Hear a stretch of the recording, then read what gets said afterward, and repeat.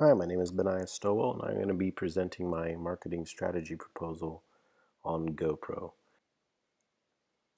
What is GoPro? GoPro is an action sports camera made to capture extreme events and basically shots that you could not film with a normal camera. This camera is robust, waterproof, and it is high definition. To give you an idea of what it is capable of doing, my next slide is a video that should give you a pretty good example of a finished GoPro product.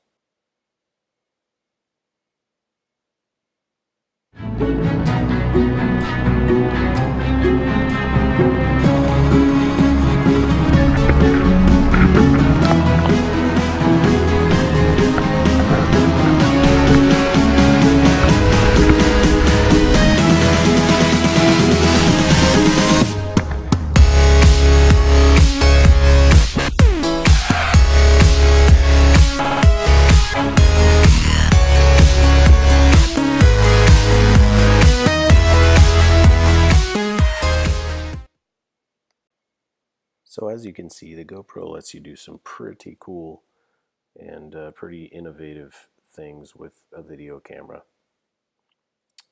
A little bit of history on the GoPro. It was invented by a surfer named Nick Woodman in the early 2000s. Dilemma that he kind of ran into was he really wanted to be able to capture surfing up close and inside the wave so that somebody who couldn't experience being on the wave could at least see it from the perspective of a surfer. The original camera was a 35 millimeter waterproof camera that strapped onto your wrist, which only took pictures, and you actually had to wind it.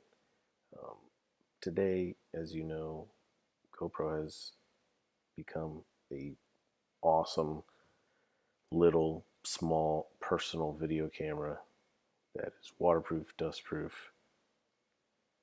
and it also comes with a full line of accessories.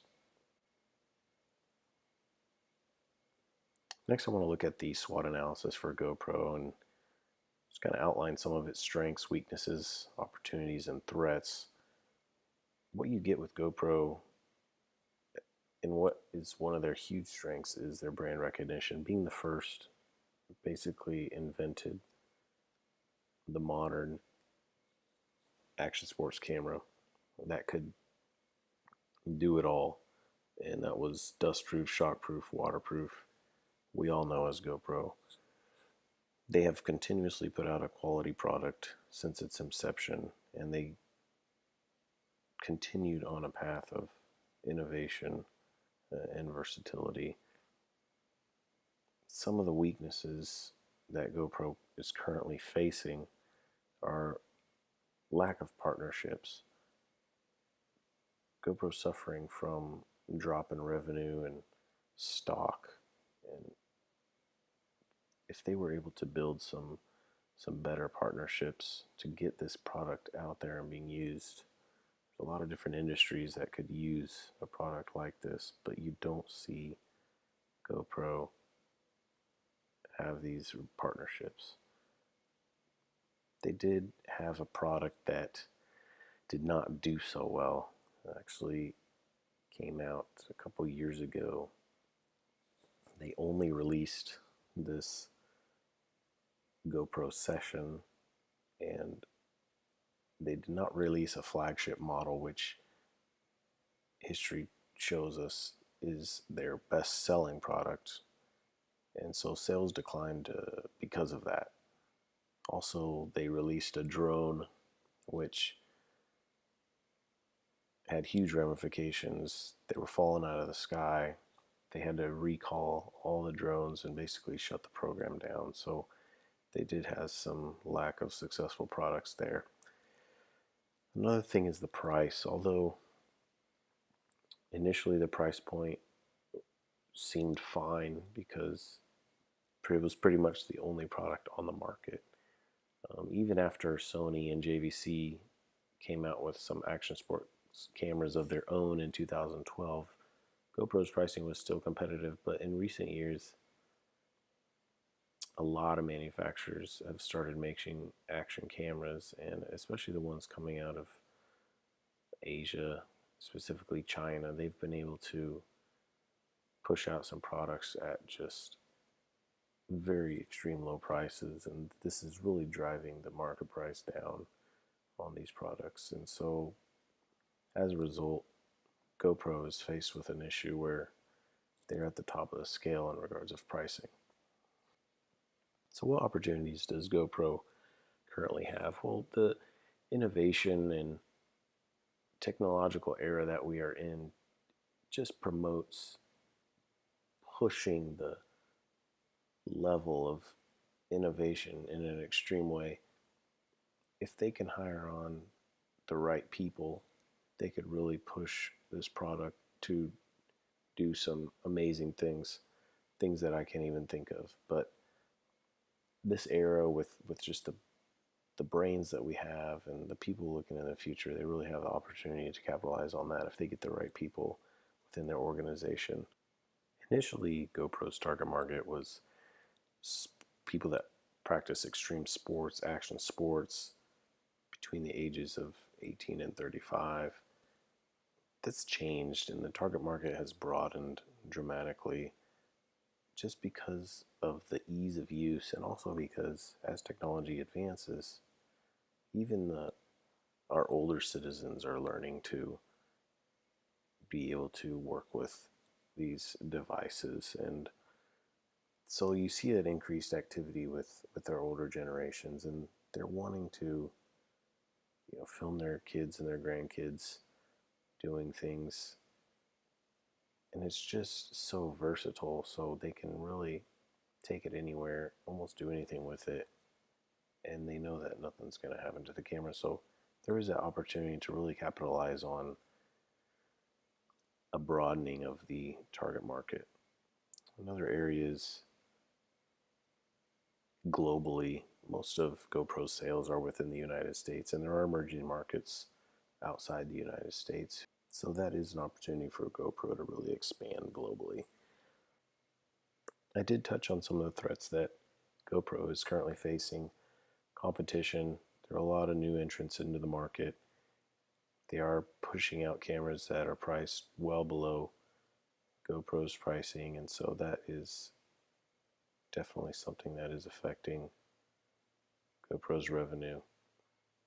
Our economy is on the up right now, but since 2014, kind of dropped there. People weren't really rushing out to buy a $300-$400 camera that they're not going to use all the time. So that's kind of affected GoPro's revenue as well. So what is GoPro's current situation? They're at a declining stage right now. The revenue stock is down since 2014, as mentioned previously. They had some failed product lines. GoPro is on a downward spiral and seeking to do something to get out of that. Looking at the five forces analysis, I want to touch on these. So beginning with threat of new entrants. New entrants in photographic equipment and supply brings innovation. So now you have a lot of different companies, wanting to get ahead of the next. So there's a lot of R&D and innovation going on within this industry that puts a lot of pressure on GoPro to maintain that high level of innovation and R&D. Bargaining power of suppliers. Powerful suppliers in the consumer goods sector use negotiating power to extract higher prices from the firms and photographic equipment and supplies field. This is something that is directly affecting GoPro's profitability. Bargaining power of buyers. Buyers are often demanding a lot. They want to buy the best offerings available by paying the minimum prices possible. Threats of substitute products or services. When a new product or service meets a similar customer needs, different ways industry profitability suffers. Rivalry among existing competitors. If the rivalry among the existing players in an industry is intense, it will drive down prices, decrease the overall profitability of the industry. I did touch on this earlier. The GoPro alternatives are driving prices down. It's affecting the profitability of GoPro, which is directly impacting and affecting the situation that they're in right now. So what can GoPro do? How can we get GoPro out of this slump and back to being profitable? Really, we need to focus our marketing strategy in 3 areas: product, price, and partners. GoPro needs to return to its roots and utilize its market advantages and excellent design to value to recapture what it has lost. Further investment in R&D will ensure GoPro can remain competitive with its products and not fall behind the competition, which are gaining ground and recently are very close to outperforming GoPro with features and technology. This will ultimately be what attracts current and new customers to purchase GoPro if they can deliver exactly what the customer wants. GoPro also needs to focus on pricing. They need to reduce pricing by 20% to remain competitive. With so many new entrants driving down prices, GoPro needs to restructure its pricing so that it does not become an outlier in the industry. Since GoPro already has high quality feature packed products, it will outsell any competitor when priced within 40% of competitors' pricing. As you can see here, these are the latest GoPro on the market right now.